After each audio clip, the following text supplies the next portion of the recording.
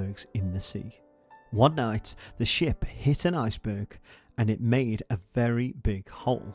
The Titanic began to fill with water.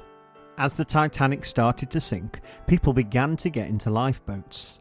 The problem was, there weren't enough lifeboats for everyone on board the Titanic. And when some of the lifeboats were launched, they were not full. There were 20 lifeboats in total, enough for 1,178 people, but there were over 2,000 people on the boat. Originally 32 boats were supposed to be on the Titanic, but it was reduced to 20 as the deck was felt to be too cluttered. A few hours after the Titanic hit the iceberg, it sank to the bottom of the sea. The people in the lifeboats waited in the freezing cold to be rescued. Titanic also carried 3,500 lifebelts and 48 life rings, but these were useless in the icy water. Most people did not drown but froze to death.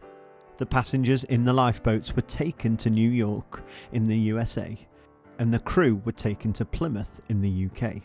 There are many theories as to why so many people died. Many people believe it was Captain Smith's fault for ignoring several iceberg warnings from his crew as well as nearby ships. However, there are other theories on who was at fault, such as the shipmakers for not using good quality materials. The managing director, Bruce Ismay, who said that the ship could not slow down for any reason in order to meet the scheduled 6-day journey. The ship's architect, Thomas Andrew, for poor design of the watertight compartments, and a captain of a nearby ship, Stanley Lord, who was a captain of a ship named Californian.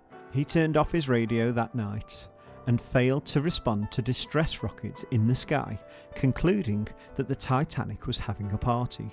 So who was at fault?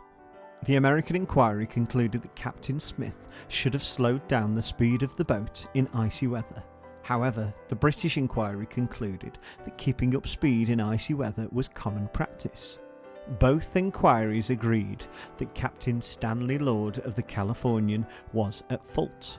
If he had gone to the Titanic's assistance when the rockets were first fired, everyone would have been saved. Where is the Titanic now? For many years, people didn't know where the Titanic had sunk. People went deep sea diving to try and find the ship. The wreckage was discovered in 1985 by a French and American expedition. A man called Robert Bullard found the Titanic.